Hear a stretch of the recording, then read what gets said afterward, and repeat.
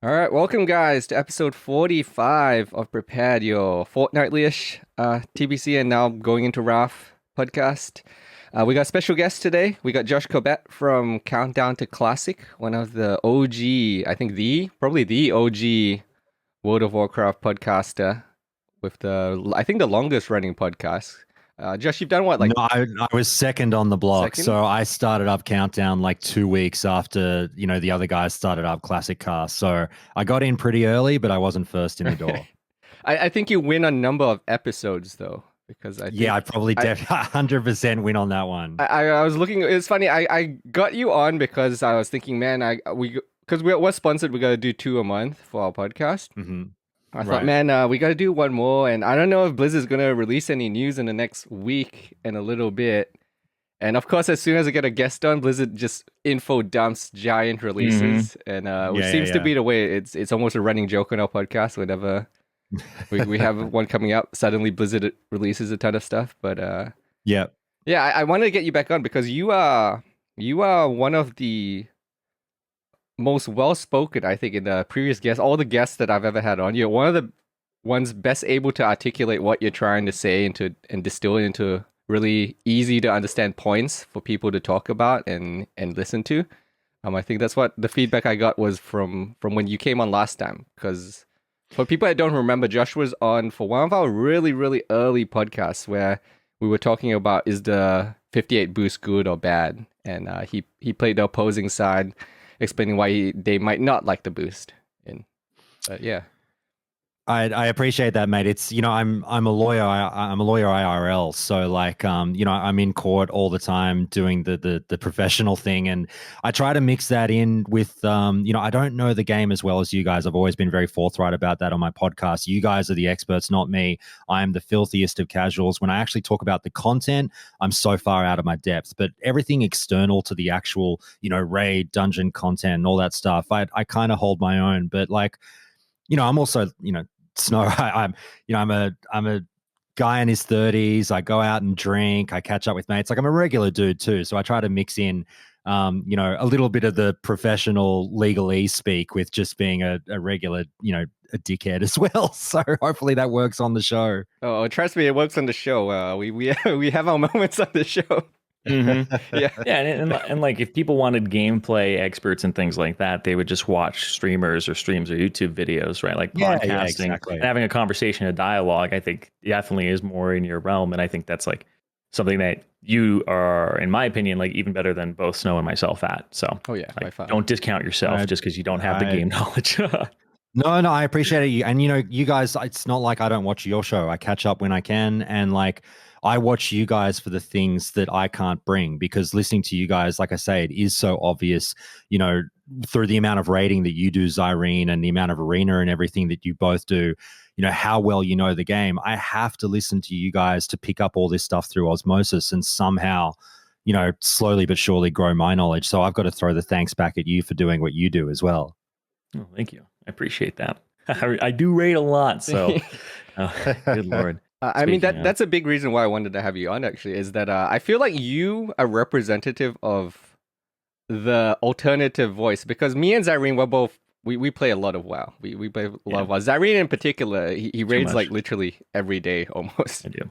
And I actually do. so, but for you, I almost count you as like a hardcore WoW player who doesn't play the game hardcore. You play casual WoW on a hardcore level almost, and it seems like Yeah. you've just continuously been like this casual player that has constantly just kept playing the game. Yeah, I'm a really, really weird unicorn type of a player. It's hard to sort of have people wrap their heads around my play style, because it's exactly like you said, Snow. I play a disgusting amount of the game. I'm putting in my, these days, the last few months, it's been my 25 to 30 hours a week in the game. I go really hard, but I don't raid. I don't do anything. I don't do arena. I'm just the biggest noob when it comes to in-game play. I'm a leveling guy. I've got like 10 characters that I just enjoy the leveling experience so much. That's mainly what I do. I run around and I do my gathering, my herbalism, and my mining. I love it. I don't do anything intense, and I just love the game at such like a, pardon my French, basic bitch kind of level. It's I'm a bit of a sort of, jokingly use that term, kind of day walker, where like I can relate with you guys in terms of the amount of time that we pour our hearts and souls into this game. But then I'm very different from you, and I can relate to the casuals because I'm not in GDKPs. I'm not running Sunwell. I'm not doing all that hardcore stuff. And I can speak a little bit to what the little guy needs sometimes. And we miss out on that. Yeah, 100%. we miss out on that. It's definitely in this, and it's good, especially now because the one of the big topics I want to cover today, on top of us probably needing to go over the new announcements a little bit at some point, is to see the expectations versus the reality of how did TBC turn out. That's why I wanted to really get Josh on, is to see what did we expect going into TBC, how did TBC actually end up being for the different types of player bases. So me and Zyrene can kind of cover the hardcore base, but we don't really speak for the casual, the leveling player, the people that aren't raiding every single day. So it'll be interesting to see your point of view from talking about that. But yeah, before we get into that, you said you're a lawyer in real life, right? Yep. Yeah. So I was always curious, how did you actually end up starting Countdown to Classic? Because you've done what, like 300 episodes now, maybe more than that, maybe. Yeah, I think it's just over 200. But I also have like other I had like a movie podcast that I did as well with two of the guys that I work with as in my office in real life. So we had 3 lawyers discussing movies for like 4 years. So we did like over 100. We did 100 episodes of that. So like the amount of podcasts I had done over the last 3 years was just getting ridiculous. It's been about probably 320 episodes or something and I'm the producer on all of these shows. I do all the back end work. So personally, I'd spent a ridiculous amount of time, just as you would be familiar with, Snow, in the editing room, doing all the stuff, cleaning up the audio. So like it's just become a lifestyle for me now. Balancing that and my real life job. My real life job is pretty full on. It's not, people think of lawyers and just think of, someone waiting in office for a client to come in and, drafting up some letters and stuff like that. I was a little bit different. I'm basically a what you'd call like a trial attorney. I'm in court every day doing the heavy stuff, like you see, that's, overly dramatized on your Law and Orders and whatnot, screaming at people, on your Amber Heard if they ordered. Yeah, screaming at people if they ordered the code red. That's basically me in court. And I love my job, but it's being able to come back to the WoW podcasting and chill out is fun as well. But it takes up a lot of time, like man, and it's full on in its own right. But it's been fun balancing the two. Hard, but fun. What got you into making podcasts in the first place? Because it's, as we just said, it's a lot of work to keep doing them as well. And before the show, we were talking about how, with both of us in an awkward time zone to talk to US-based people, you're waking up at 4 a.m., 5 a.m. some days to make sure you get the podcast out. What makes you do these podcasts and such? I think, I wanted to podcast in general. About 5 or 6 years ago, I vividly remember saying to my ex-girlfriend, my girlfriend at the time, I was like, I really want to create a podcast. I feel like this is a medium that speaks to me. I don't really have an idea for what to do. Maybe it'll come to me one day, but I know that this is a platform that I want to kind of utilize because I feel I've got a skill set for it. Eventually, I started up the movie podcast, like I mentioned, and that started up about a year before Countdown to Classic did. And that's where I cut my teeth. It was going really well. I love that podcast like, a son. It was like, broke my heart that Countdown to Classic is the podcast that blew up and the movie one didn't, because I always said the movie one was so much better. But, it let me learn the ropes of podcasting. And then when Blizzard announced Classic, I was waiting for all the podcasts to come out because I was a huge podcast listener. I listened to 3 or 4 massive podcasts a week. It's how I spent all my downtime. Love nothing more than going on a long drive and throwing a podcast on, and going for a walk and throwing a podcast on. And then Classic Cast came out, their first episode after Classic was announced. I listened in, and I think they did 2 episodes actually. And I listened in, and I was like, this is all well and good, but I would do things a little bit differently. And I just thought, well, rather than waiting for the content to arrive that I want, I'm just going to make it. So I created the show. It was, it took a little while to get its sea legs, but eventually we found our way. And the whole point of it was just I don't like content that sounds exactly the same as all the other content out there. YouTube is really bad for this, not so much in the podcast realm, but in the 10-minute video realm, where everyone does, here's your paladin guide for Wrath, and 65 people have made the exact same bloody thing.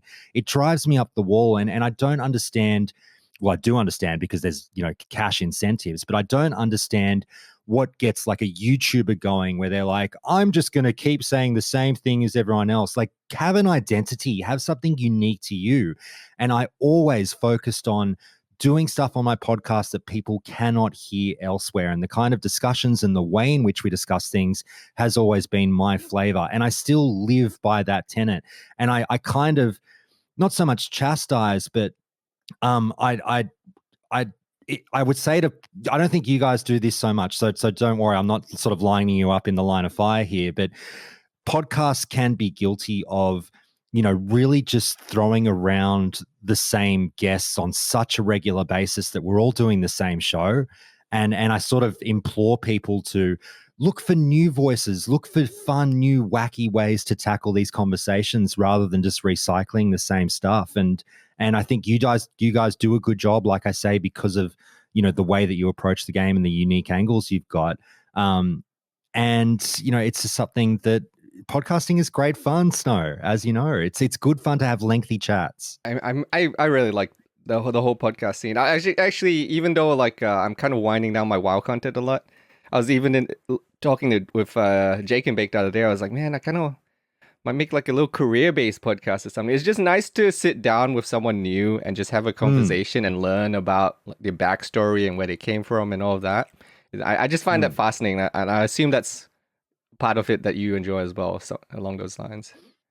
Yeah, definitely. We make connections through this. I've made really good friends through my podcast, through regular guests. And it's about like not speaking at people, but talking to people. You know what I mean? Like I change my mind regularly on my show. And I think that gamers are somewhat adverse, particularly, the meme of like the angry gamer. We're somewhat adverse to changing our positions on topics. And a podcast is a great forum to actually listen to people. And if you're flexible and acknowledge, hey, you've got a good point. You've swayed me on that. You've changed my mind. Like that's what it's all about at the end of the day. Yeah, I like especially that you mentioned the whole YouTube thing because one thing you learn very quickly if you make any content on YouTube, especially if you're making podcast content as well for WoW, is that it is not easy to get the algorithm to like podcasts in a lot of ways because the algorithm hates us. It hates podcasts. And if you're making a WoW podcast, and this is actually the reason I think why most WoW podcasts don't go very long, is that the first few episodes do okay, but then the algorithm starts saying, wait, most people aren't listening for a full 2 hours. They're like dipping off. We're not going to recommend this anymore as much. And then your view counts start dropping down. And then people who are only in it just for the money, they're like, oh, well, this is dumb. We're killing our channel by doing podcasts. So they drop it off. But for you've gone for like 300 episodes or whatever, mainly in the audio space. Although I've seen you've done a lot of, you've been starting to do it on YouTube as well, right? I have, but like, you're exactly right. The algorithm hates podcasts. But like, I just put it up on YouTube. It's not a cash thing. It's just to like have it as a stored as a capsule. There it is. It won't get deleted. I can park it there safely and it's all fine. But like, it's funny because every now and again, it doesn't happen very often, but if anyone ever wants to have a go at me, they're like, who's this guy? He's a small fry. His videos only get like, 1,000 views on YouTube. He's nobody. And I'm like, that's all well and good. It does make us, it does make me look a little bit bad. And we don't get the 50 to 100 to 500K views that some 10-minute guides get. But, I always say, look, man, it's a platform outside of this. Like Spotify begs to differ. Spotify tells me I'm doing something right. It's something that translates to that platform, and YouTube not so much, and I'm okay with that. Yeah, there was something you said earlier about people like constantly making the same guide and they saying that's not for you. As somebody who has made a bunch of guides in the past and also worked for literally a company that was all about pushing guides out for things like League of Legends and Fortnite and all of that, I can say that a lot of that comes from you start with a passion. You start with, hey, I want to educate people. And then eventually you do run out of things. So you have to find the evergreen content of top 5 things this week, top 5 things that week, top 5 things in this patch of League of Legends, the 5 best champions to ban. And those things get views because there's a lot of people out there who have no idea that, but they're not they're like casual players, but they don't want to be casual, so they look up things in their free time. I'm of the opinion of like educational content, the more of it, the better, because it just makes people, even though they might be doing the same thing, there's always going to be nuances and differences. It's why I started, like, I had a YouTube channel way back in the day for League of Legends where I just did full gameplay, talked the entire time, threw it up on YouTube, and ended up with like, and those are like 40-minute videos, ended up with like 32,000 subscribers in like 3 months because people liked the way in which I explained things. So I think you're right on about how people make the same thing and people are kind of craving something that appeals to them, right? Like I wanted to make guides that I would want to watch. And I think you make podcasts that you would want to listen to. I think that's something 100%. That makes a really good content creator. 100%. If you don't enjoy your own content, you're screwed from the start. Mm-hmm. Absolutely. You got to eat your own dog food. That's like one of my number one rules. Yeah. If I make a podcast that I wouldn't want to listen to, I don't know what I'm doing there. So it's like be your own main character. I'll fully admit, I don't know if you guys do this, but like, you know, I say it's for quality control and it's true, but also like, because I don't get to fully digest the show as I'm recording it, I go back and listen to every single one of my episodes. And it's a weird notion because it's kind of like, I laugh about the joke about it's like masturbating in the mirror, but like I listen to my own show and I enjoy my own show because then I get to sit back and actually listen to the guests without the stress of watching volume levels and stuff while I record, and I'm like, wow, this is good stuff. I enjoy it. Yeah. To be honest, I did that a lot at the start with my casting and commentary. I don't do it so much with my podcasting because one, we do long episodes. It's a long episode, yeah, we do long episodes. So I don't always have the time. If I was commuting more, I probably would, but no, I don't listen to myself as much anymore. And I do think that it does hinder my progress because this isn't really like a career for me. So it's not something that I put a lot of feedback time into or like improvement, right? I more just show up and do what I wanted to do for that day. So yeah, but back in the day when I was doing a bunch of commentary, I would listen to it back because sometimes you do something that you thought was like funny or like really knowledgeable, or maybe you didn't get it out quite the way you thought you did in terms of how you vocalized it. So I would just be like, hey, how do I change that? How do I improve on that for next time? But obviously don't want to get yourself in your own head, but I don't really listen to myself too much anymore, but it is incredibly beneficial to do so if you're trying to improve at these types of things. 100%. Yeah, and I'm always looking to improve. I'm my own worst critic, so I absolutely smash myself if I make a mistake. Oh God, I hate that, dude. I can't. That's one of the reasons I stopped doing it is I was just like, I'm gonna be way too hard on myself all the time. Yeah, I get that, man. Especially because I'm editing. Usually, I cut out a lot of bits and pieces of the podcast. So by the time it's all done, I've listened to the podcast probably 2-3 times. Yeah. By the time we get to the end. And I'm always like, God damn it, why couldn't I be more eloquent when I said this part, or I should have said this part before, and then it would make more sense later. It's Snow, really as I'm sure you've learned though, like over editing is such a trap. Like the au naturel podcasting works so well, farts and burps and all. Yeah. Well, I mean, it's like you start getting listeners who almost enjoy your off-topic talk sometimes just as much as they your really on-topic. They really do, because that's something that you can't get anywhere else, is the personality that you would bring to the table. All about the personality, exactly. Mm-hmm. So, I mean, you've been doing this for so long, and you were one of the first WoW podcasts out there, really, and it's allowed you to build up a lot of connections with WoW devs and such, and quite often you're one of the guys who comes up with that big interview with like a WoW dev when the phase is starting, or if there's a new expansion coming out, they seem to appear on your podcast as the interviewee. I wanted to ask, what is that like? How did that come about? Was that just you were the guy making podcasts and you just built the connections over time? How did that end up happening? It was a bit of a running gag with my community on the show that I had done the show for so long, and Blizzard wanted nothing to do with it. They rejected every one of my interview requests. They wanted nothing to do with me. They were really, and trust me, my podcast Snow for when I retire is going to be absolute fire because I've got many a story to tell behind the scenes. But Yeah, they kept me at arm's length for such a long time. It was really a surprise to sort of weirdly about 7 or 8 months ago just start to have the door cracked open, and all of a sudden Brian agrees to an interview with me, and then I get a second interview, and I'm getting invited to all these kind of private discords with the devs and everything. And this all started happening about a year ago with TBC. Look, I didn't create the podcast. I'm not that guy. I can't stress this enough. I didn't create the podcast for clout, for input with the devs. I don't give a crap about any of that stuff.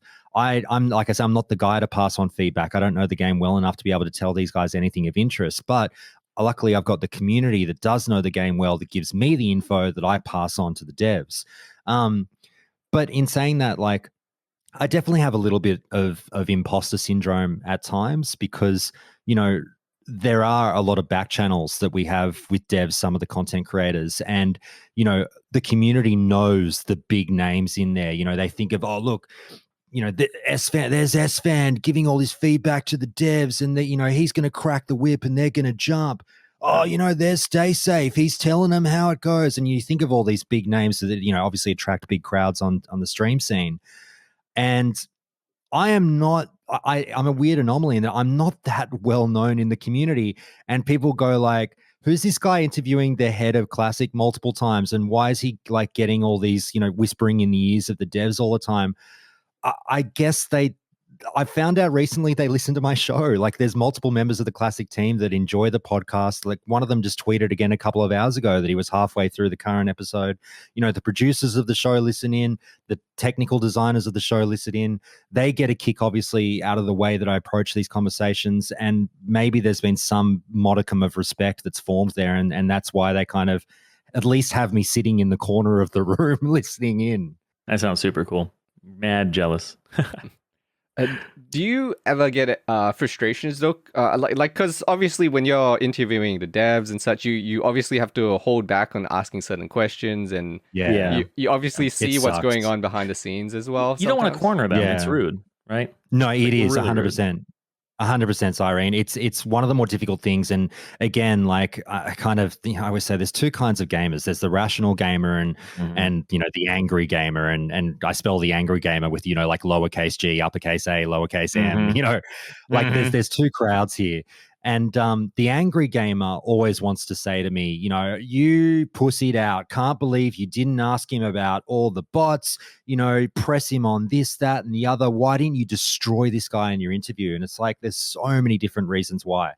Number one, these Blizzard interviews are frustrating for me as a guy who does like 3.5-hour podcasts. We get them for 30 minutes.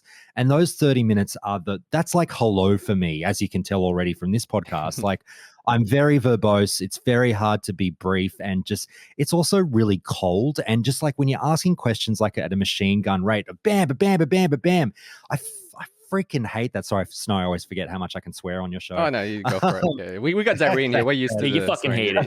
Yeah. Okay, beautiful. I do. I fucking hate it. And so like, the time goes so quickly. You have to really zero in on what questions you're going to ask in advance. And people always, my favorite like thing that people say about Blizzard interviews is like, they write these interviews themselves. They've got their PR team doing, pulling all the strings in the background, and they're pre-produced, just performances. It's not true. They do ask for what you're going to talk about in advance. But I have never, ever, ever had the PR person from Blizzard or the influencer relations manager pull a question from me. They've never said, don't ask that. You know what I mean? Like, if you're not an idiot and your question list isn't like, why are you and your team full of fucking dickheads? Like, it's going to be fine. Do you know what I mean? So like, the Blizzard doesn't quite write the narrative in the way that people think. So I'd love to dispel that rumor. But yeah, mate, I'd love to get Brian for longer. It's really frustrating because, don't get me wrong, I do want to press him snow. I want to ask all those questions. And my plan, I'm actually trying to tool something up now, whether or not they go for it. I'm begging, Blizzard has a new influencer relations manager, Athalis, who's been on my show before, who was the founder of Warcraft Radio. recently, and also used to do a lot of podcast work back in the day with TB and things like that. The guy knows the podcast scene. He's on board with podcasting. He just got the job about 6-8 weeks ago of being their influencer relations manager. He took over from Josh Allen. So I'm like messaging him, trying to set up like, dude, give me an hour for once, not 30 minutes. And I want to sit down with Brian. And I do, without being prickly, I want to put his feet a little bit closer to the flames. And like Cyrene said, though, you can't be an asshole, because then you never get him back, right? If you go in all guns blazing, these guys are never coming back on your show. But in saying that, that doesn't mean you have to be soft. They respect the fact that you're asking critical questions, and they will answer them. Whether or not you like the answer is another question, but the question can be asked. And I intend to explore that a little bit more if I get Brian again. Yeah. And like, I completely relate to this, because I used to do patch rundown back at Riot, where we would have developers, designers on the show, and it would rotate between a few of them, right? And sometimes we would ask a question, or I would ask a question that was pretty aggressive, and maybe they weren't in charge of that change completely, right? So sometimes they would be like, hey, I'm not comfortable with that. I actually disagreed with that change internally, but we still shipped it, right? Because they're not the head honcho. So like you were saying, though, I think the big thing is you don't want to be an asshole, because you're not going to get them back, but also it does ruin the reputation of your show, and you won't be able to get other people on there, because they're not going to see you as the guy who does a podcast. They're going to see you as the guy who could roast their ass, right? And who wants to be on that show? Who wants to volunteer to be on a show where they're going to roast you? You're no longer just a podcast guy. You're the guy who can be really aggressive or jump a question on them that they're not ready for, or that they don't want to answer. So you want to treat them well, but you don't want to obviously ignore the elephant in the room, because then you just seem like you're a kiss ass, right? Yeah. You're just like, and my final point, that's a really good thing to raise, Irene. The final thing I'd say on this is, like, it is such a fine line you ride between brown nosing and being, for lack of a better term, edgy in your questioning. But like, you don't, how do I say this? Privately, I have far more, I don't want to say animosity, because it seems so harsh, but like, I have to say animosity towards a lot of the decision that Blizzard makes in regards to Classic. People might think I don't know if they do or not, that I'm a little bit of a cream puff, and, Josh is so soft on Blizzard, blah, blah, blah. When I'm not recording, I'm really harsh on them.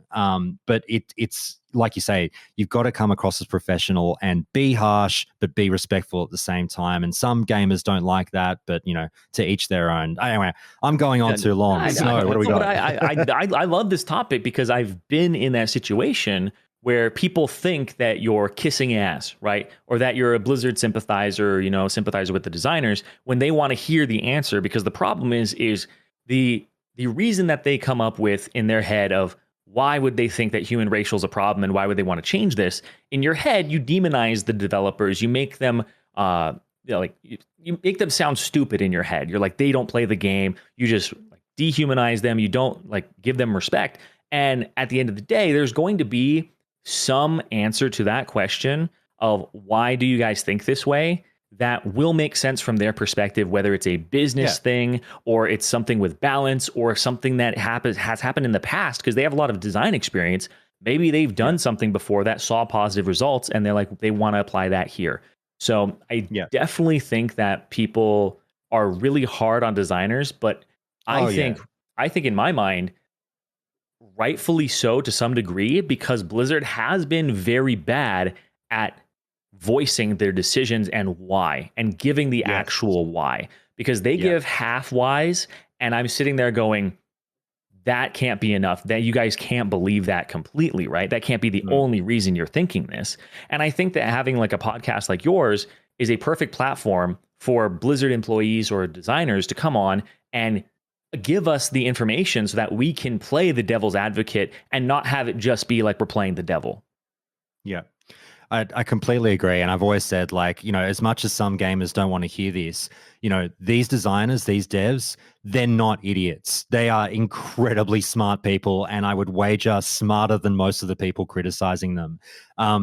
Whether or not they always make the right decision, look, people make mistakes. Absolutely. That's fine. But like you say, the reasoning behind what they're doing isn't always obvious to everyone. But in saying that, I completely agree with you again, Zyrene, that their communication, and look, they're there to design games and do the technical aspect of games. I get that. They're not communicators. And I've been really harsh as a communicator myself on their communication. I just think basic levels of drafting and delivering information has been so lacking. It's been very easy to skewer them on that angle. Absolutely. And I think they need to shore that weakness up, because it taxes my trust with them as a company and as designers. But, like I said, I'm giving them the benefit of the doubt. One of the things that I think that I relate to very heavily is when I am in a position of being a designer, because I have done QA before, there are technical constraints on what you want to do, but you are not allowed to say publicly that there are technical constraints, because you're throwing the fucking other teams under the bus. You're saving your own ass by just saying like, oh, these engineers don't have this figured out, right? And that's really bad form in a company that's about team play, right? Like, just don't answer the question if it's something that's going to be like you have to throw another team under the bus. Don't save your ass. But people outside will just be like, why can't you just say it's technical constraints? Like, this doesn't work right, or this doesn't happen, right? The code's all messed up or some shit. Like, whatever the answer is, as long as it's something that's outside of your department, you're basically hands off with that on a company that's about games that wants to support, the company being a team playing environment. Well, let me ask you a quick question then, Zyrene. Just like, through your work as QA, this is something I've always wondered and would love to ask, anyone who's doing it on the Classic team, but I think that the question also relates to you as well. When you are working as QA, it must be hard when you see the criticism come in at your team from the player base. And like, they, like you say, they say all the vitriolic things like these designers are fucking idiots, blah, blah, blah, blah. They don't know shit. How hard is it to sit back and like, you want to defend your team, I presume, and be like, shut up, idiot, blah, blah, blah. But you can't, you just have to sit on your hands. How hard is that? It's very hard, because like I was in charge of lead playtesting a character that released very powerful, but internally was even more powerful. So I had to fight a lot to have certain things removed from the kit, and make compromise with the designer, because the designer wanted the character to be very powerful early on. And I was just like, well, that is exactly what this role needs, and they're going to be best in class for that. So they're like, oh, can we shave power off somewhere else? And I'm like, yeah, but like the game's going to be over by the time that they would reach that part. So there's this thing where there's always a push and pull, where what you're getting outside, like what gets released, is always going to be a compromise from designers, QA, actual like play testers and things, of people with like, feedback of a high ability. So yeah, it is extremely hard, because I know many times I could have thrown the designer under the bus, right? Instead of working with him and like just making that relationship better. Because I have to own that feedback as well, where the community goes, this champion released way too powerful. And I sit there and I go, I could be like, oh man, like, no, you guys should have seen it internally. Like, I fought really hard. I'm the good guy here. I got her nerfed a bunch of times. But instead, you should just be like, you know what? I should have pushed harder if we didn't meet the design goal, right? I should have pushed harder. So a lot of times, it is very hard to read that feedback and not throw somebody under the bus, because obviously you're you, but you have to think about what it would be like for the designer to hear via like a Reddit thread or some shit, me replying to somebody going, oh, I actually fought for this a lot. This was the problem. The designer wasn't listening or some shit. It would be a huge backstab having that like, be out there, right? That would be terrible. That would make you a terrible colleague. And I won't lie, I've probably done something like that, whether it was like commentary, like people would be like, oh, the show hasn't started. The casters are just like talking forever. Fucking start the games. And we're like, you know what's going on stage? There's a technical issue. Now we're throwing production under the bus, right? We're saving our asses because people are flaming us and saying, hey, production's actually the problem here. So yeah, stuff like that is actually, you should just avoid those situations altogether. Any situation where it isn't directly your fault, don't speak on it and like pass the buck to somebody else, pass the blame. No, well said. Thank you for going into that. So before we get too into all of this, before we actually get into the topics of the podcast, did any of you guys get into beta? I'm not sure if... No. Oh, I haven't even checked this morning. Let me check. I wasn't in yesterday, which doesn't shock me in any way. Yeah. Yeah, I was No, not I'm in. still not in. Still not in. Yeah. So No. none of us are in beta, I'm but expecting to get in. Yeah. yeah, beta is out. We can still talk about the upcoming changes because before the podcast came out, or before the podcast timing, Blizzard announced a whole bunch of stuff. The most interesting of which was, I'll pull it up on screen now, was the developer update where they just talked about what kind of changes they want to see in the game or what their plans are, which is honestly something Zyrene's, as we've just been saying, has been very critical about them in the past, of not just saying like, this is why we're doing stuff, this is what we want to do. And it seems at least this is the step in the right direction. Now, whether this will actually happen, I'll hold judgment until Blizzard actually does the things. But it's nice to see. It was nice to see that they have this game plan and they have at least pillars of what they're trying to do going into all of this. So I assume by this point in time, you've probably already done like 5 podcasts about the topic, Josh. We did a 3-hour one yesterday. Yeah. So I just want to know what are your general thoughts before we dive into it? Just real quick from my end, like I appreciate it. Don't get me wrong. I've just sat here and criticized Blizzard for being, lacking in the communication department. And then we get something like this that is obviously a very thoughtful, very, expansive explanation of their design philosophies going into Wrath. So, I have to sit here and say that's great to see. I would be a horrible person if I said otherwise, in terms of criticizing them for their actions in the past. But I will say this, I'm with you, Snow. It doesn't have as profound an effect on me in terms of I need to see them walk the walk in conjunction with talking the talk. There is no point whatsoever to making a lovely post like this if we don't see these tenets actually adhered to and enacted on through Wrath. I don't get the warm, fluffy feels like other players might when they read this and get that warm feeling in their belly and go, Blizzard loves me, and give myself a big hug. That's nice. Don't get me wrong, but let's put it into action. I mean, I'm the same. It's really nice to see, but we've had this happen with Blizzard so many times where they say one thing and then nothing ends up actually really resulting from it. A good case of that was the whole community council thing, which really just didn't do anything at all in the end with the whole community council system. So I guess we can kind of rapid fire go through these before we get into the other stuff. Is that they said mainly to sum up this for people who haven't read the whole thing, they basically go through what your goals are. Mainly with the how do I say this? Mainly to do with protecting the social experience. They say one thing is they're really keen on trying to protect and nurture, as they say, the social experiences of WoW, which to give people an example is what they did with the Dungeon Finder and the very controversial decisions they did with the Dungeon Finder, where they're trying to make it so that you still have that sense of community as best as they can and try to preserve that into Wrath, because a lot of people did think that Wrath was where we started losing more and more of those social elements that make Classic feel like Classic in a lot of ways. But they, on top of this, they did announce some actual changes, so we can talk about the actual things that they say they're going to do for Wrath, which is they're going to buff naxxramas, they say. So this is their attempt. They're saying that this will try to make it more interesting, to keep players interested in doing naxxramas, make it a little bit more fresh. I'm actually, this is one where I really want to hear Zyrene's take on this, because he's the everyday I raid guy. And he's an everyday guy versus everyday raider, you know. And at least for me, from my perspective, I looked at this and I was like, wait, do I really want to harden naxxramas?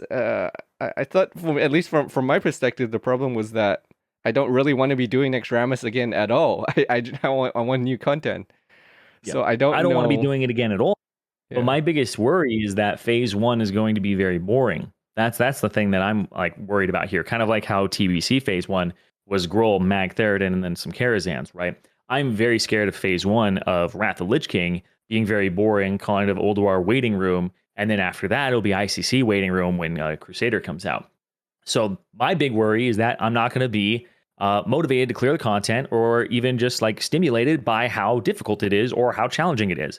And I think that I want more than just HP adjustments and things like that. Now, this is just me talking, obviously.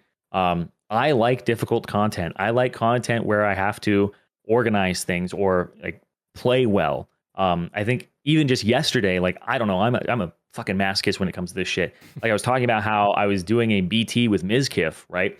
I am literally our second tank on the fire alley on Illidan keeps dying. So I started getting to a point where mine would die.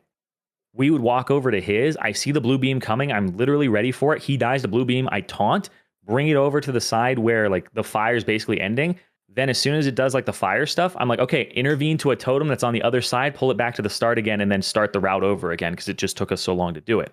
So I'm like finding ways to do things in a very unique way or have it feel like you're actually impacting a fight is what I love about the game. It's why I play tanks. It's why I like feeling like I have that agency and can control how fights go. When I play my rogue, I feel helpless half the time unless I'm distracting, right? It's like, what's the raid saving play? So I hope there's more of that in Wrath of Lich King and naxxramas. I do like that they're buffing it, but like you were saying, where people don't want to do Nax over again, I don't want to do Nax over again and have it be something that is just more of the same. I want it to be a little bit more challenging in some regard, right? Like I want a Nubricon to last long enough that we have to do the thing where we pull him across the room, right? Where we have to run around the ring, not just zug him down with his ads and then rocket boot to the next thing. Like I want to actually have to care about the mechanics to some degree, right? Like how much harder would Illidan be if we actually had to do the demon phase, right? Like people don't know what demon phase Illidan even does. People don't know that like the eyes stun people and then they move towards them and then they kill them if they reach them and then choose a new target. Like people don't know what it does at all. So it's there's a lot of mechanics in the game that I think have been lost to the fact that we're so much better at the game now. And I hope that this allows us to experience naxxramas the way they wanted us to experience naxxramas by having to deal with the mechanics that they've put in place, by even making the fights last long enough that we have to do them. Like, just on this, if I can jump in, like I think the biggest thing with Nax in phase 1 of Wrath, it's all well and good to see. A lot of people were asking for some kind of change to Nax. A lot of people were really emphasizing how much of a snooze fest it really is. I don't have a dog in the race. I don't particularly care. My bigger thing, I think there's a more important question about phase 1 outside of whether or not Nax is a snooze fest, and it's how long it's going to last. The time factor in regards to phase 1 should be pinned to the top of the notice board at the Blizzard office about, where you're dealing with walking such a fine line where a matter of 2 weeks could be really key. I thought it was more important to do a shorter phase 1 and really focus on, getting us onto, what we call it the quote unquote fun stuff of Wrath, as opposed to making the mistake they made in TBC and having us sit in phase 1 for way too long. That is a heavier discussion than whether or not Nax should be harder or not, in my opinion. Don't get me wrong. I think, look, I had it explained to me yesterday that, look, Nax was so ridiculously easy for every player in the game. They had to do this. Otherwise, people would have completely checked out. So, look, more power to Blizzard. That's fantastic. But don't have us sitting in Nax for 2.5 to 3 months, I think. Tell me if I'm wrong on that one, guys. Mm-hmm. I think you're right. 100%. I don't want to be sitting there for that long. And especially because, like, one of the things as well is we like visiting and seeing content again and being like, hey, I haven't done this in a long time. Maybe like a random molten core would be fun right now today. But Nax doesn't have that effect because people were playing Nax for a really long time. And now people are already going back to Nax right now to do GDKPs to get Corrupted Ashbringer. Like people are literally, when I go into trade chat on my server, people are running Naxes right now. So it's going to feel like you've been doing 2 years of Nax into Nax. And so that's it doesn't feel like you've had any separation from it. There's no absence, right? You can't really appreciate it when it hasn't been gone for a bit. It's kind of like why people wanted to play Classic in the first place.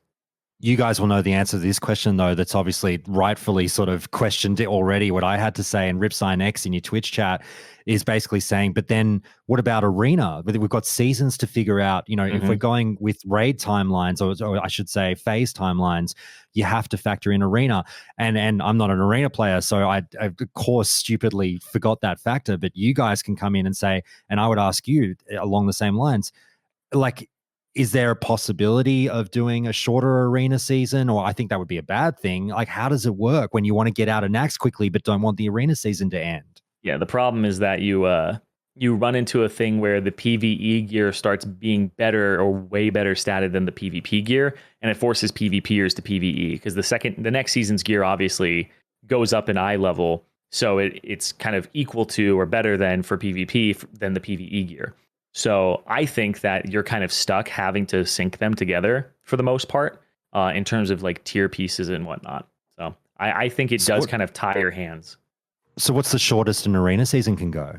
Honestly, I don't think there's necessarily. I would say 12 weeks is probably the shortest you could let it go. Yeah. You can always increase. People are going to be like, I can't get full gear. Yeah. If it was really an issue with the gearing for arena, you can always increase the points gain to try to scale it up faster. If you're going to do a faster phase 1, you could always just increase the amount of points you gain in season 1 so that people can have that feeling of, oh, okay, I'm done with arena. I geared up and such, which is what a lot of people want. They want to reach that end game build for the arena guy.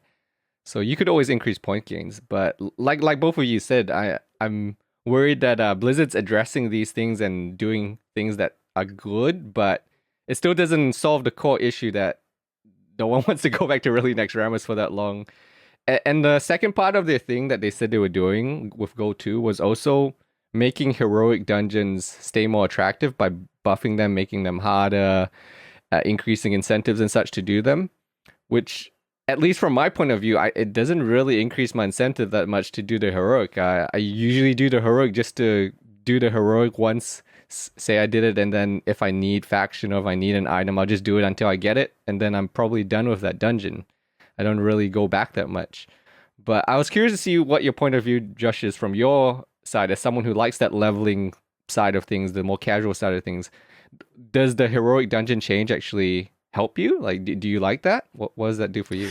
Well, I'm playing a tank. I'm doing the prot paladin thing, like Zyrene was saying. You know, he was preaching to the choir as he explained that, you know, I've really found a new lust for life with the game because I've never played a tank in an MMO before. And 6 months ago, I fired up a prot paladin, and it completely changed my life in a way I never expected. Because, you know, like he says, the amount of sort of you know, whether you call it divine intervention tools that you get to save people, and it's not so much about, you know, it is about APM, but also like being able to be flexible and be like, oh, nope, change of plan. I have to press this button now because this person's in a lot of trouble. That was unexpected. I can now flex my muscles and feel like a really big contributing member of this group. I really enjoyed that. Where like every time I've played an MMO, I've been, you know, DPS or heals, and like, yeah, maybe a little more with healer, but like I don't feel like I feel replaceable. You know, I don't feel like I'm doing anything special that really highlights me. Yeah, when I healed in Final Fantasy 14, I did get a little bit of that, of like, hey, I just saved your asses, blah blah blah. But nothing brings it like tank when you really see someone pull threat, and within half a second you've hit your taunt and go, buy me a beer later, bro. You know what I mean? Like, it feels really, really good. So when we talk about these heroic buffs, look, you'll have to correct me, guys. I was of the opinion they were like talking about like optional stuff you could do to make it harder. I'm not 100% sure. But look, people have described heroics in Wrath and dungeons in general as being a bit of a snooze fest, and I don't think that's just the sweaty players saying that. I think that's the average player as well might sort of be yawning through some of these heroics. I'm not sure. I don't remember much about Wrath, but if that is the case, look, I'm very hesitant to say this because it's funny, again, sorry, Zyrene, I keep quoting you back to you a million times. It's something that piqued my interest because I've been somewhat tongue-in-cheek critical of the WoW player that does say, I enjoy harder content. And I don't disagree that you feel that way, Zyrene, because I think you're in a minority of the people that say that actually mean it, because I think a lot of people say those words, and then when they're actually presented with the buffed content, they go, ooh, no, not like that. And they quit the game. You know what I mean? Because they didn't really want to be challenged. I am now going to say something similar and say, I welcome harder heroic content, if it's, optional or whatever, it doesn't matter. Because if that gives me a way to learn my class better and flex as a tank more and be like, you know what, I'm going to try these harder modes and show you guys that I can do it and that I'm a good tank and gain a bit of respect on my server, then why not? I'm all for it. Mm-hmm. I actually very much so feel that way. And the way that like a tank plays and the fantasy that you do, it's not so much you're doing damage. I don't give a shit about my damage. The utility that I bring, the thing that makes players go, oh, I can play the game and press all of my buttons with no worry. That's the thing that I like. I know that bad tanks are a big bottleneck on a raid, whether people are dying left and right or they can't deal damage because you can't hold threat. I very much so try to or get a lot of enjoyment of the game by allowing people to play with no holds bar, right? And like just absolutely get to enjoy the game. So for me, other people enjoying the game and me being able to like, whether it's show off or have good agency in the fight, I think you've kind of made me augment or put an asterisk next to the harder content thing, because I think what I really truly crave is just encounters where you feel like you can have a large impact with your class, right? I really like where I can feel like I'm doing a unique thing or having a clever fix to a problem that's being presented in the raid. That's what I really like. That's why I like logs or something I absolutely love. So when I play my rogue, I'm kind of like, I do damage, me do damage good. And it's just like that. How do I feel like when I don't do damage? Well, I feel awful. Like, what's the utility thing I'm going to do? And then DPS classes don't like doing utility because it comes at the sacrifice of their damage. So yeah, players want their MVP moments. If you think of it like a sport, I'm a rugby player, guys. That's why I'm sitting here with 2 broken fingers all wrapped up in a torn rotator cuff from rugby a few weeks ago. But like, you want those moments that your colleagues recognize, your teammates recognize, that has them slapping you on the back after the game and buying you a beer and go, oh, that was crazy, that thing you did, blah, blah, blah, blah, blah. Yep. It's no different to how we play WoW, where you do want to be an individual and have a moment to shine because, it feels good. And class homogenization as WoW progressed through the expansions really took these moments away in my mind. And it's such a shame. But like, it's funny, Zyrene, you say about the damage. I do agree with you that I'm not here necessarily to be, shouted out for my damage as a tank. Just, doing my role is all it takes. However, in saying that, I must admit that, what they do to prod pallies in Wrath, it feels pretty bloody good looking at those meters. And like, if you don't get me wrong, DPS players can obviously out damage a tank, but when you're with a group that's kind of being a bit pedestrian and you're topping the meters as the tank, it feels pretty damn good, man. Oh yeah, and there's going to be a lot more utility things that you get to do, whether it's freedom, bop, or I guess hop. It becomes a hand then. Hand of sacrifice. Salve becomes a thing you put on somebody directly, and it like ticks down their threat. There's also pretty much the best defensive cooldown in the entire game with I think it's the talent in Prot that's like 11 in, and then there's a Guardian version of it that's upgraded where you absorb everybody's damage around you and then make them take reduced damage too. So it's is it Divine Sacrifice? I can't remember. I think it's Divine Sacrifice, and then it has like a Divine Guardian or something like that as the augmented version of it. But yeah, it's basically like AoE Blessing of Sacrifice for people, but also reduces the damage they take. It's a very, very good defensive cooldown. And the same thing with like I don't think you'll get it, but it's more like Aura Mastery for resistance fights and things like that become very helpful. So a lot of what happens in Wrath of the Lich King is they give a lot of classes that feeling of agency. Prot warriors get AoE spell reflect and can reflect other spells cast at party members. They get a lot of mobility. And then also things like Death Knights get a anti-magic shell or zone, right? AMZ. So ways in which you can feel like you stopped damage or you played in a very clutch way, right? People like having those clutch moments. Yeah. So I think we all pretty much generally agree that the best way to keep people invested in the game is to make the class feel valued when they're doing stuff. Give agency to classes, but the problem is you can't give it to everybody, because then it's going to feel like anybody can do it, right? You can't let everybody have agency, because then it feels like anybody can do it, and then it's no longer agency. Agency just feels like you have a way to affect it.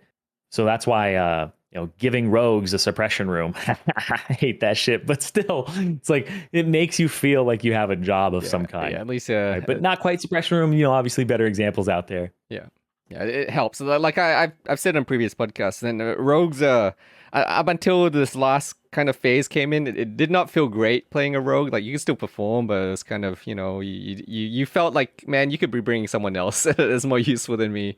But at least now I'm near the top of the meters again. I can think, oh yeah, okay, I'm contributing, I'm doing my job, I'm actually useful, and that changes the player experience so much.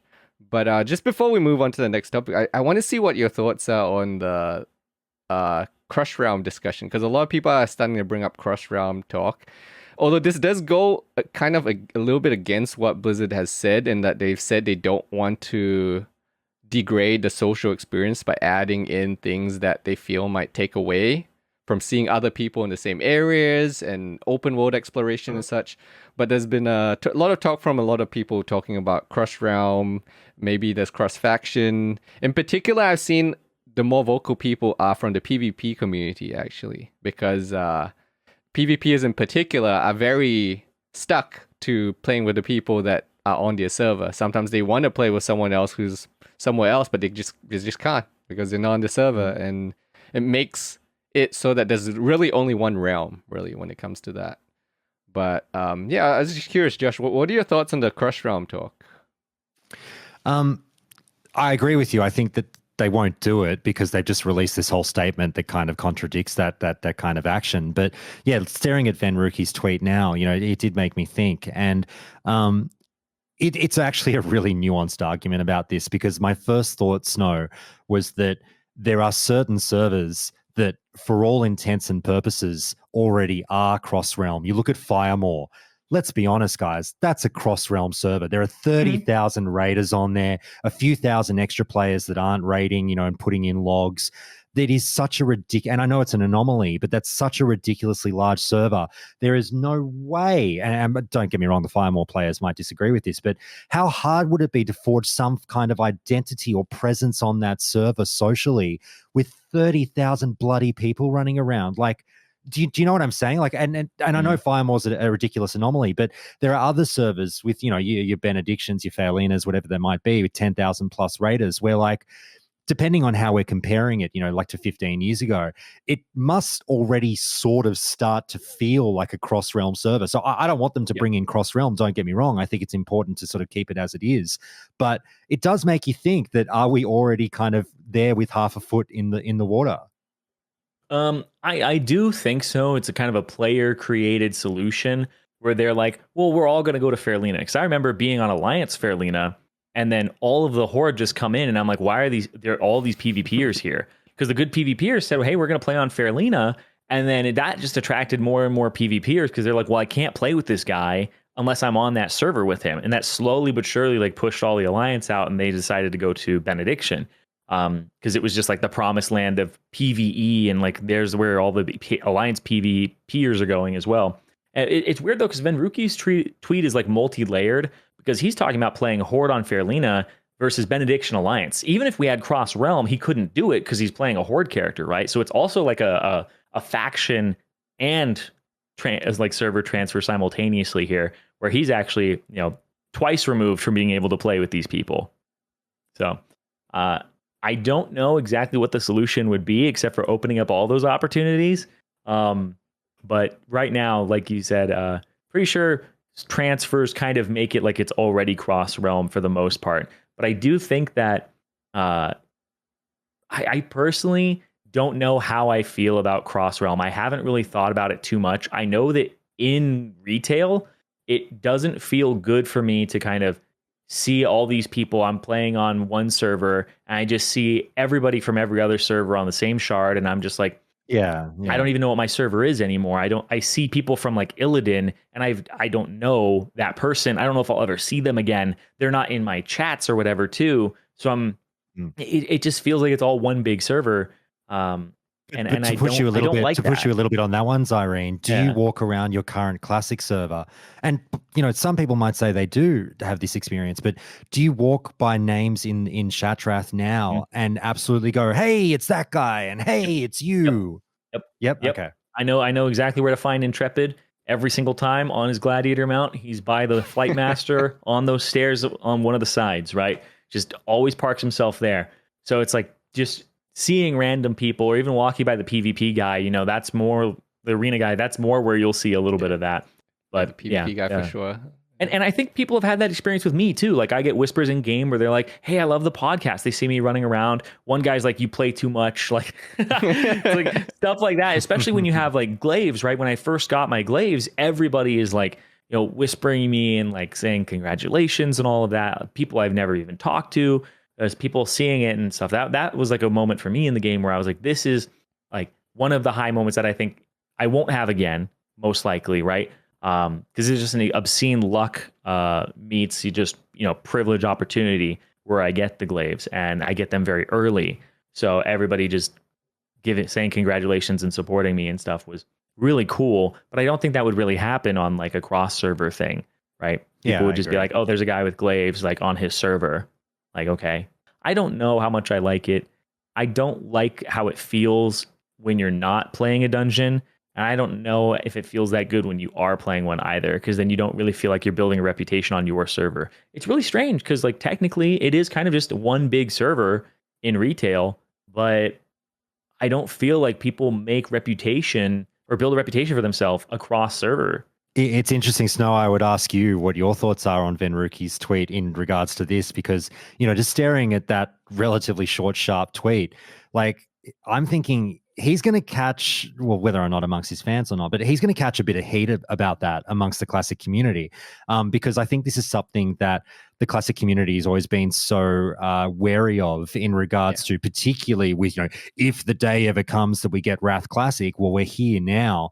This kind of, I don't want to refer to it, I'll say it like an infiltration of more retail-minded players coming to the game. And I know Venruki has played Classic since day one. I'm not saying he's necessarily part of this, but obviously he's a big retail presence as well. And more Wrath babies, clutching onto Classic and having these suggestions about, how about this? How about that? Let's get a bit more retail influence in here. Don't get me wrong, retail has some good ideas, but I just do laugh and think like, a bunch of the longtime Classic fans would see this and lose their fucking minds.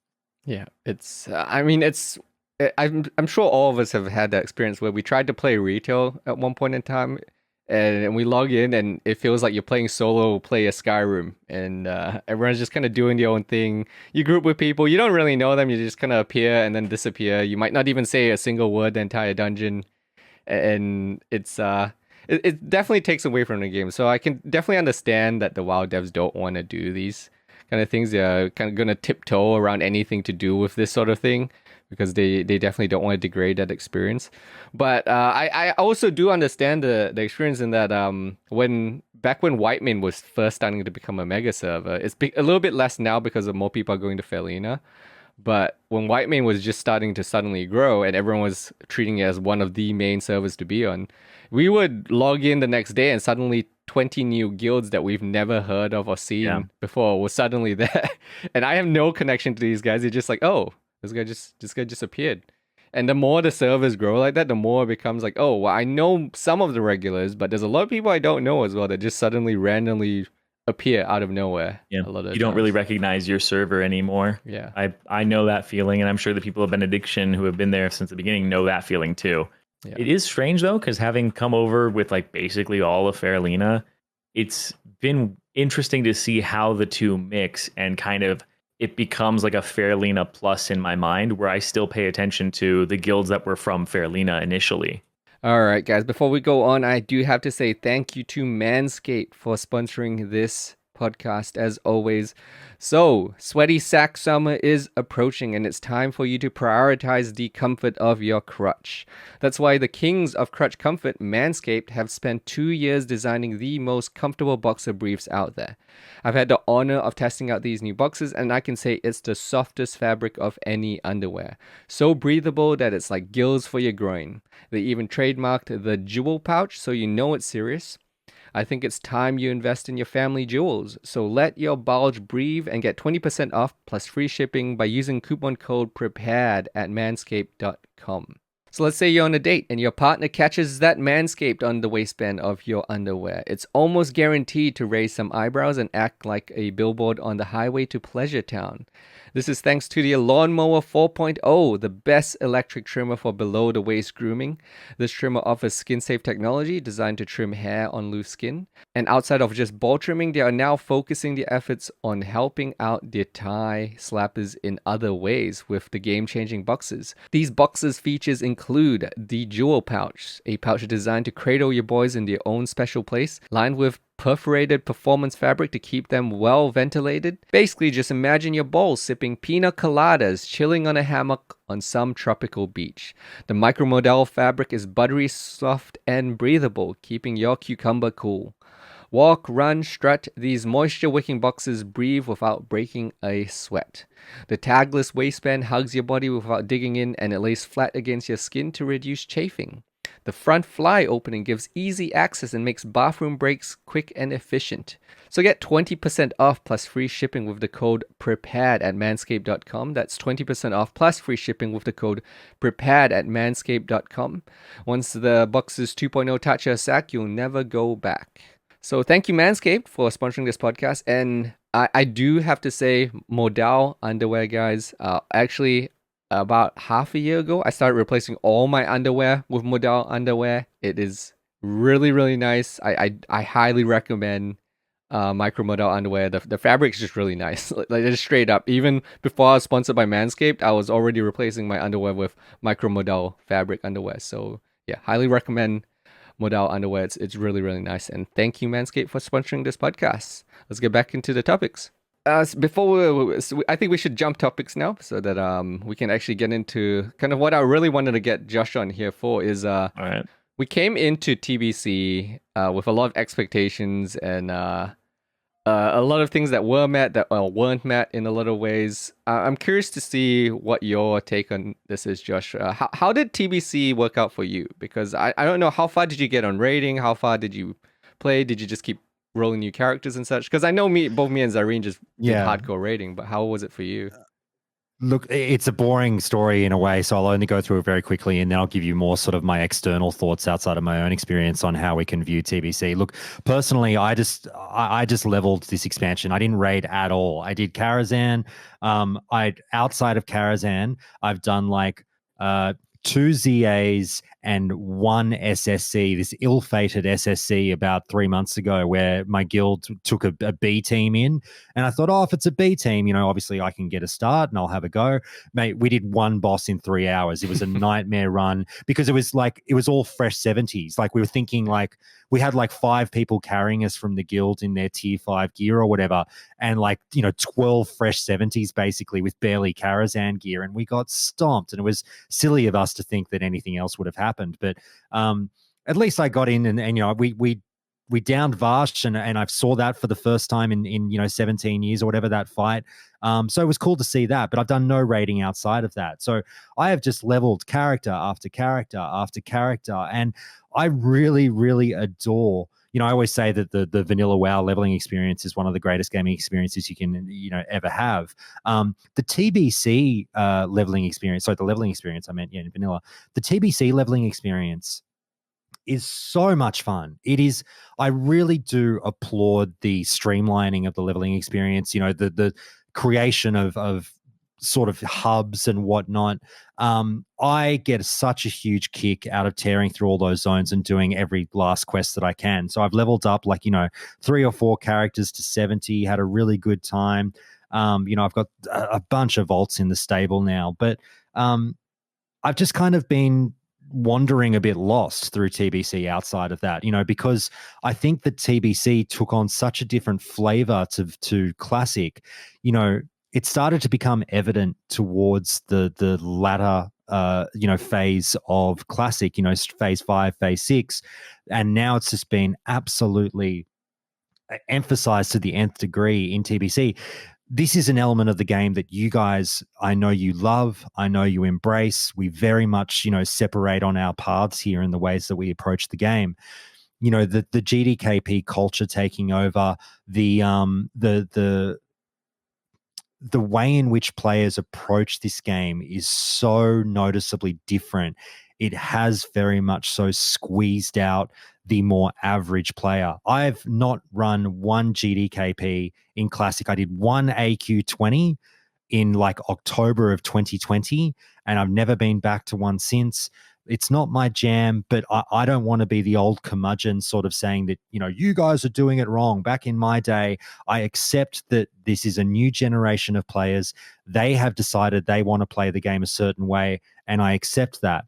I don't have to like it, but I understand where you're coming from. So TBC on the whole has been such a shift in gears in terms of the way that we play this game. It's kind of left players like me in the dust, if that makes sense. Yeah, that makes sense. Like GDKPs really like blew up around Nax time. I remember doing them there because people just started having so much gold and nothing to really spend it on. The gold sinks in the game are very, very few. It's 5% auction house cut, repairs, reagents, right? You're constantly creating gold by killing mobs, completing quests, and there isn't much to remove gold from circulation. So it just keeps, there just keeps being more and more, and the people who spend more and more time playing the game, like bots or whatever, just keeps creating more and more gold, right? It's not much that removes it. So inflation definitely takes hold, and GDKPs become almost a necessity. So I do agree with you there. And we can't talk about GDKPs without, very, very quickly mentioning, because they have to go hand in hand, what else came with TBC along with the, progressive moving forward of GDKP culture is obviously the boost. And as Snow mentioned, Ale and I came on the podcast, a year ago. We discussed the pros and cons of the boost. I must admit, I had a tongue-in-cheek crack at you guys about a week or two ago on my podcast, because I remember watching your show about 6 to 8 weeks ago. And I think you guys, Snow, you declared you guys the winner of that debate. And I was like, hang on, I'm not there to say otherwise. That's not how it works. But no, I mean, I think it's still a really interesting conversation because, the boost has changed bot culture as well and changed the economic culture of the game in such a profound way that there's more, players have more characters now because they can boost them. Bots are more efficient now because they can boost. This all feeds into the way in which players can approach GDKPs and how often they can do them. Like players now, Zyrene, running multiple, and when I say multiple, I mean a shitload of GDKPs per week. They're earning a shitload of gold. And, you can do that probably because you used your boost on either 1 or 2 or 3 accounts. I see you nodding along. I've got friends that do the same thing. And then the bots have had such easy access to quick gold. It has changed the game. It really has. And I'm not going to sit here and, obviously it's easy to complain about bots, but I'm trying not to be old man yells at cloud, but it is a very different game in TBC than it was in Classic.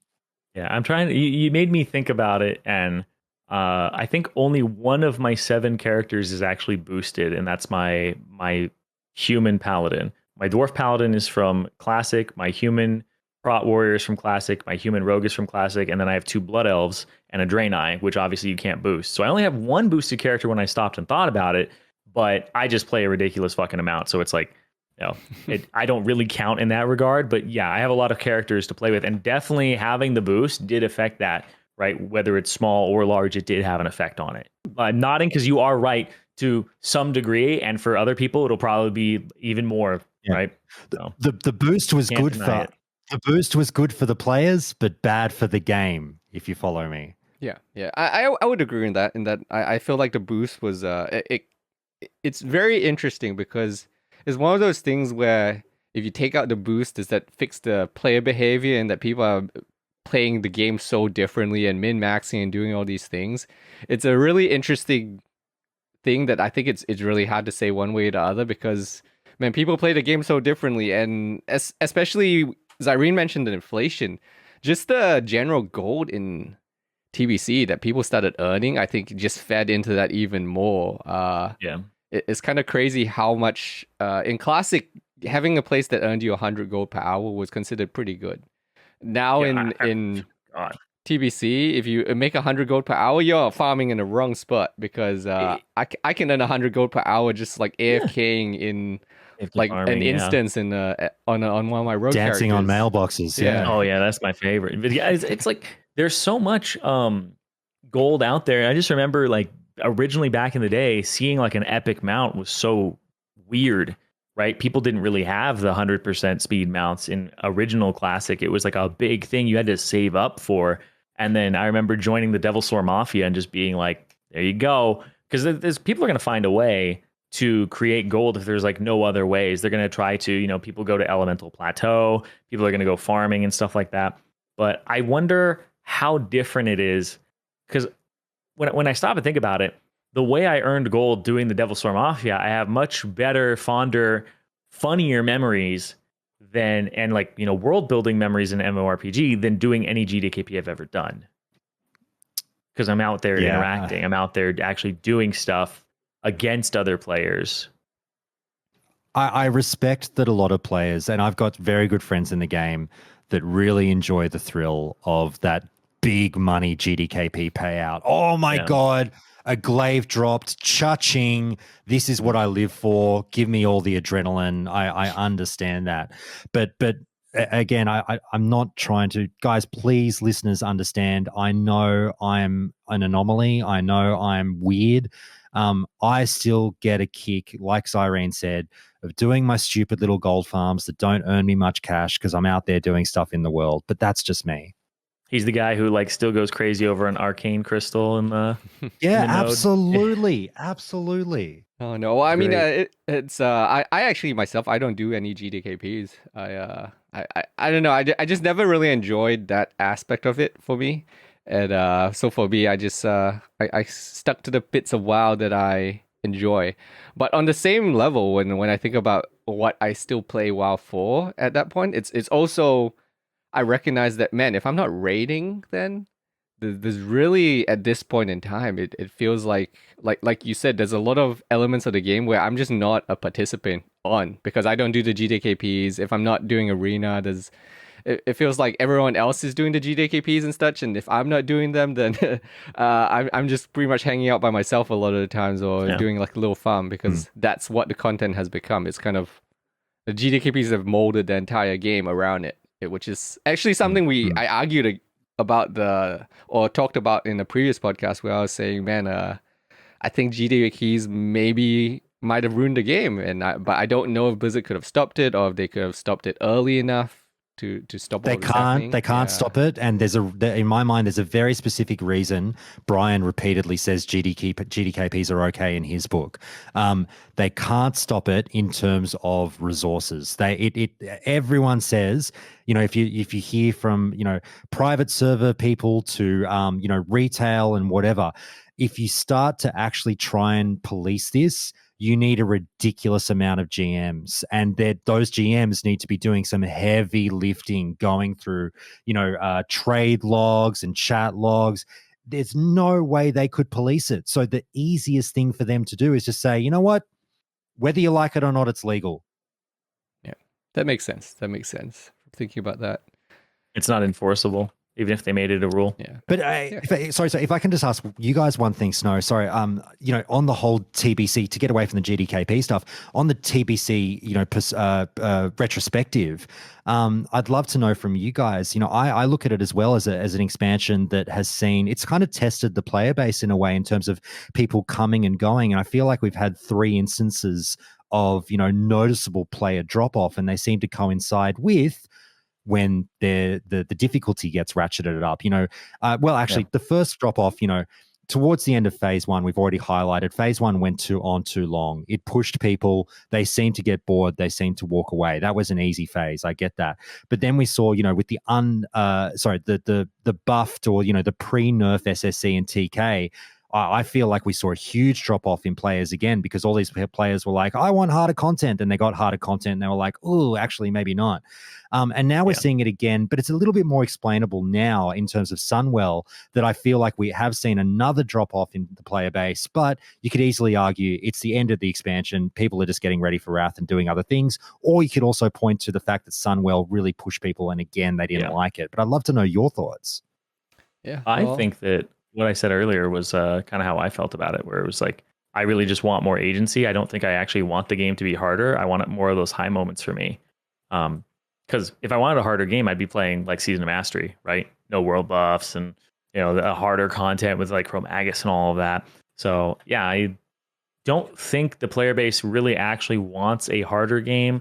We, in my opinion, just want a game where we can feel those high moments more, adrenaline wise. We can feel like we have unique ways to play the game and outplay. And it's why people play Arena too. They play for those outplays, right? So yeah, that I think that's my opinion on it. Is we don't actually really want something harder, but harder typically means there are more hero moments available. Typically, yeah. At least from my point of view, it was interesting because I came into it kind of hoping that PvP would be much bigger aspect of TBC, and because of how it just went and how slow they were in updating the PvP systems and the mistakes they made around the whole PvP thing, it kind of killed a lot of momentum for that, to the point where it was like I said, if you weren't doing the GDKPs, especially as someone who only plays rogues as well, who isn't really that wanted on the raids. I get into the raids just because I'm a content creator and because I've been around for so long, but even on the raids, people don't particularly want my class that much, and it wasn't until the end of the game where people were like, okay, your class is useful again. You can come and be useful. So for, at least from my point of view, TBC was it was a very disappointing in a lot of ways, in that it started out with so much hype, but then Blizzard just kept making these mistakes and things that weren't fixed in time, and I feel it led to, every time they didn't fix something in time, it shut off a whole nother section of the game that could have been great and kept more people around, and it just didn't happen. Like, there's so many people. Do you think Blizzard is entirely to blame, or is there also some measure of blame to fall on the content? Because people were so excited for TBC. Do you think they got in there and were like, oh, maybe it wasn't as good as I remember? I don't know. I think the content was I think the problem is the content is good, but it had to be adapted in a lot of ways to fit the way people play the game now. It's like the big talk has been going on about hashtag some changes, in that the way the modern player plays, it just has to be adapted. People don't always want to play the game the same way that we played the game way back in the day. The game's completely changed from that approach. And I actually had this conversation with Jake and Bake the other day, in when we met up for drinks and such, where we were saying, man, we're both people that love PvP. We really want to get better at PvP and such, but it's such a chore to try to get better at PvP in the old system of PvP. It's like, I can't just queue up for PvP. I gotta schedule play dates with my partners. The team system just makes it so hard. Yeah. Everything in like the old school way the game was built up, because this was one of the early MMOs and we didn't know better back then, just breaks a lot of the momentum in the game, to the point where even like I was talking to Jake, he's like thinking of quitting raiding completely with Wrath coming up, and it's boosted even by the fact that my guild just the other day, one of my guilds has decided we're not gonna keep raiding until Wrath comes out now. Yeah, a lot of people are like, we just called out waiting raids, yeah. So it's gonna be interesting to see if Wrath can kind of like how many people come back for Wrath, because I feel like they may have lost a little bit more than they realize with the people who are quitting TBC. Because at least talking to people that have been quitting in my guild, a lot of them aren't planning to come back for Wrath. Actually, they're like, oh yeah, I might come back, but I might not, which usually means for most people is not. They didn't just not as enthused anymore, which is a little bit sad that it's gone that way. But I think it's just a sign of the fact that Blizzard has to take a bigger step in and change the game to fit that modern game style that people want to play. Yeah. And speaking of play dates, I have to call this one off here. It's raid time for me on my side. So it was an absolute pleasure talking to you. Pleasure meeting you. No, you too, Zyrene. Thanks so much, mate. I really appreciate it. Yeah, thank you. And Snow, I'll see you later. Chat, see ya. Be good. And everyone who's listening to the podcast, thank you. All right. But I think we actually got through pretty much everything. I had to speed run towards the end there, but we pretty much got through most of the stuff that I was thinking about talking about. Was there anything else you wanted to talk about before? But it's been really fun, man. It'll be interesting to see, like you say, if Wrath does attract more casuals. Look, if I've heard the same things from people, the hardcore players that I rub shoulders with as well. Some of them are walking away from the game in Wrath, whether it's burnout, dissatisfaction with Blizzard, or just moving on to other games. I have heard the rumbles of people saying I'm done. Whether or not they're going to be replaced by, new players to the game going, oh, Wrath, that's when I started. Now I'm interested in Classic. Time will tell. So, that's why I was asking about the TBC drop-off kind of thing where, in Classic, I really felt like whether it was just the pull that Classic has and the petition and all the hype and all of that stuff, we didn't really see any massive drop-offs in the player base over the course of Classic, like maybe a little bit around AQ, I don't know, but it stayed relatively steady in my mind. But TBC was just this like roller coaster of drops and raises in the player base based around the content and the difficulty. That'll be interesting what Wrath does.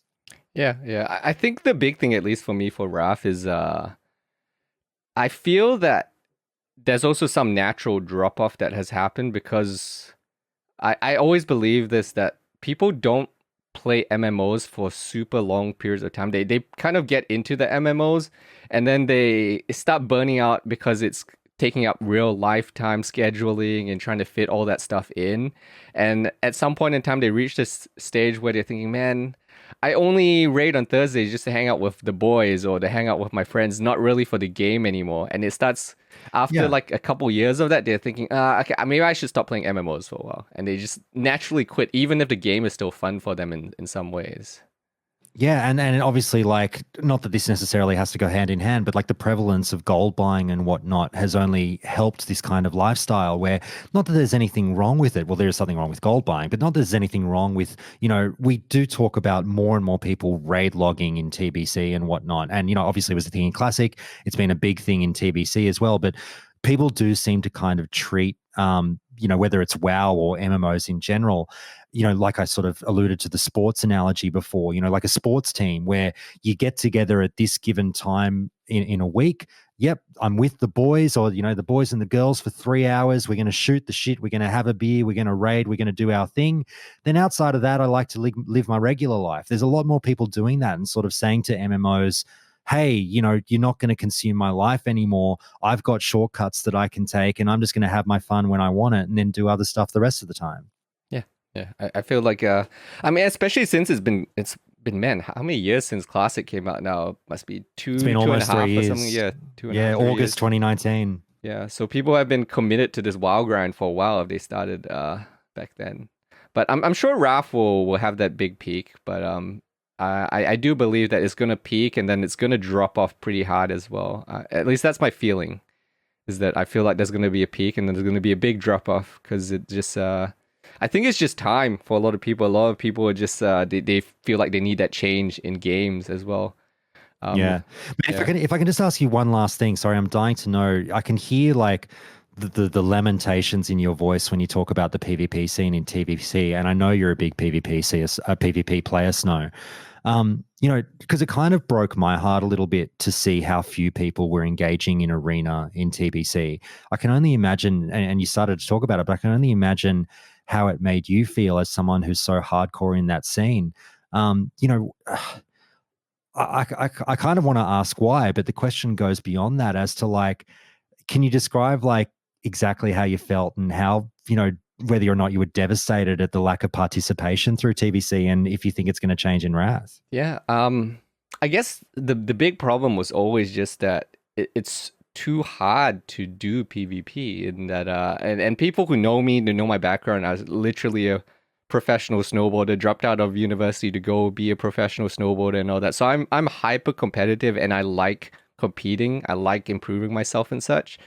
But when it comes to TBC PvP, it was just such a chore to get the teams together. And what I found was that because it was so hard to and also inaccessible, I guess is the best way to put it, for the average player to do, the only people left that were actually doing PvP at a high level, if you actually look at them, they are either all-time greats like Chanimal and Josito, who's in the chat sometimes, and they can do that because they are big streamers and they dedicate their life to doing PvP pretty much.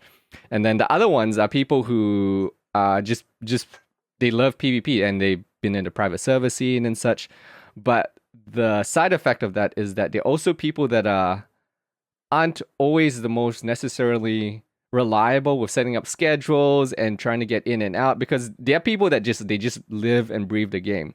So if you wanted to actually jump into the PvP scene, you had to live and breathe the game with them and be flexible with their schedule of, hey man, it's 3 a.m. You want to play some games now?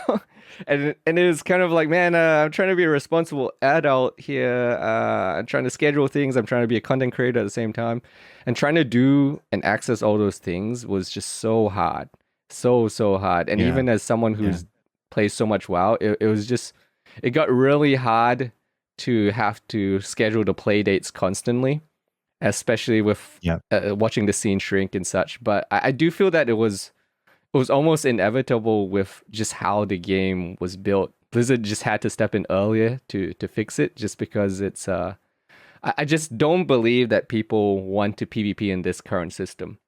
I've talked a lot about how people PvP these days, and they're used to playing like the League of Legends. You even though people hate that game, sometimes it's the most frustrating game if for anyone that's played League of Legends, you still have the ability to have like, okay, I got an hour, I'm just gonna hop on, I'm gonna play a couple games, and then I'm gonna hop off.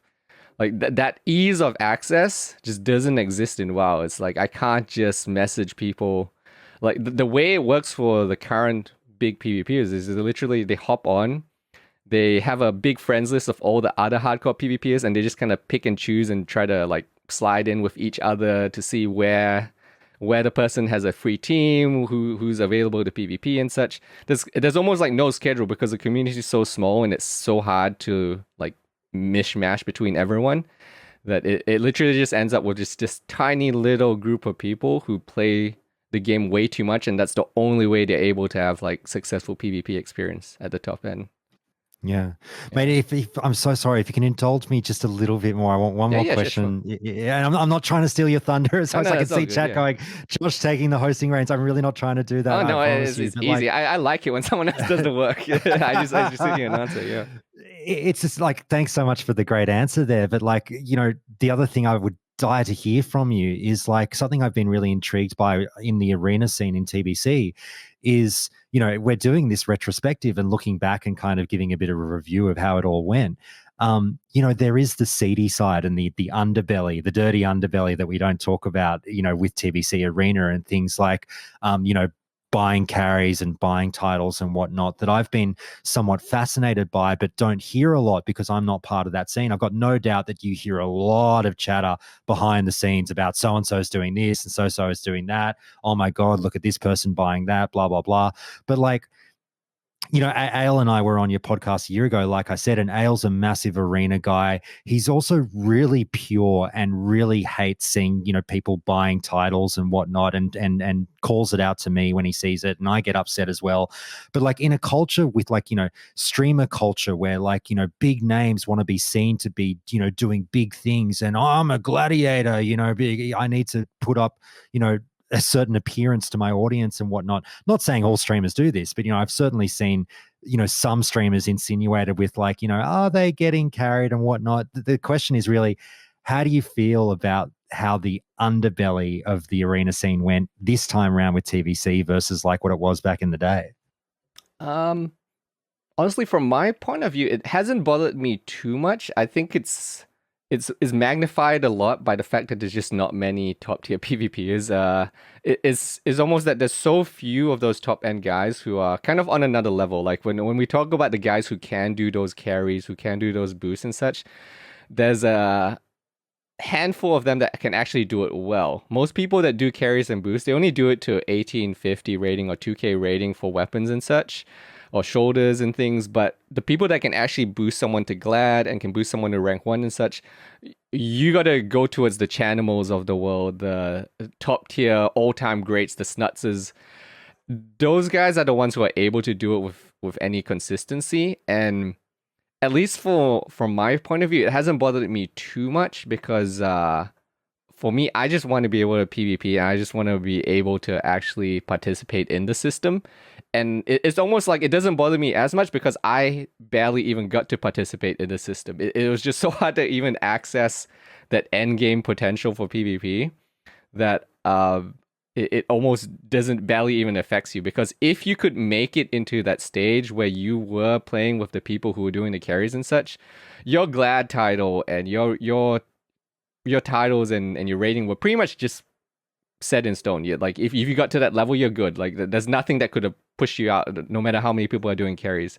Because if you look at the actual ladder, it's literally the gladiators, the rank 1s, and the outs a lot of the time. It's pretty much just the same people in control of that, because no one else is even able to access the game enough to push up to their level. Because it's almost like to get to their level, you have to dedicate this crazy amount of time, but no one's able to do it. So there's just this like tiny little niche group at the top that just controls the entire PvP ladder.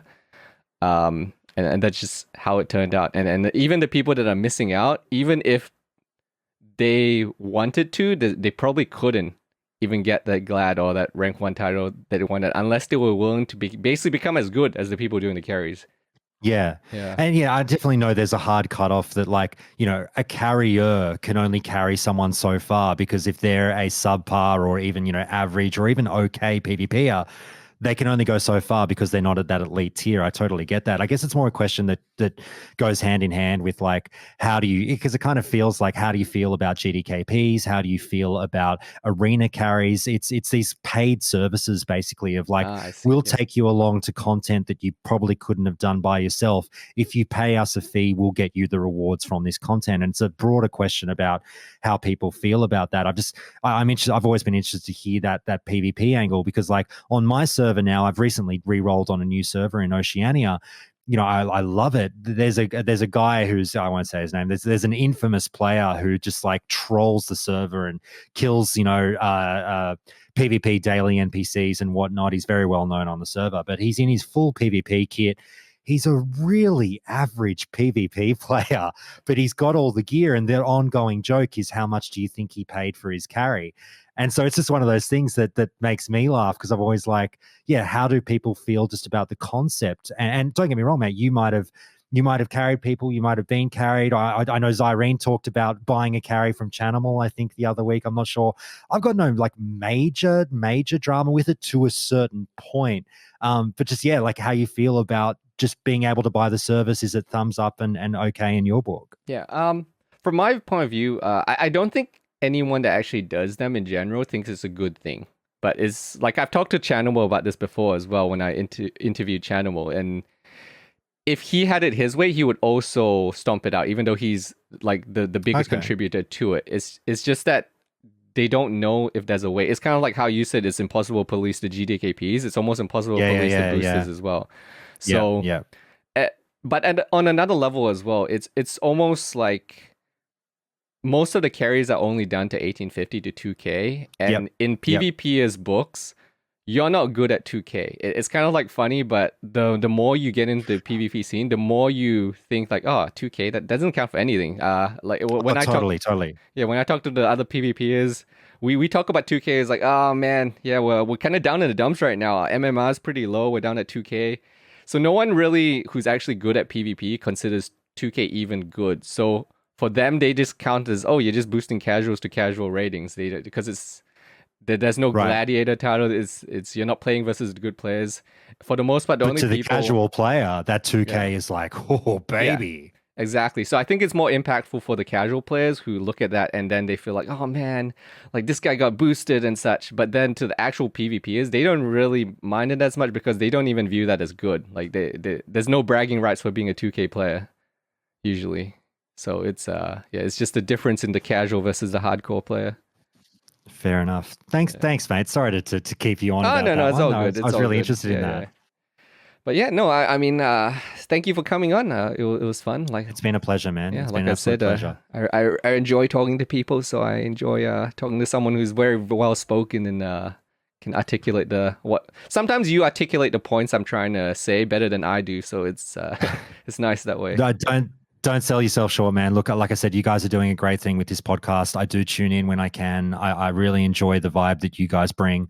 Please keep doing what you're doing, and I would always love to chat in the future, man. It's about community, this whole thing, and I've been really critical of some creators in the past that kind of shun the concept of community. But you can really tell the people that just say it's a fucking video game, let's just make friends. Let's, do the community thing. And you guys are a part of it. And it's great to see. And thanks so much for having me. Yeah, of course. I appreciate it. But yeah, so guys, this has been Prepared, episode 44. Yeah, 44, I think. Wait, let me check. 45. This has been episode 45, guys. Thanks for tuning in. We'll see you guys next time. Take care. Thanks, everyone.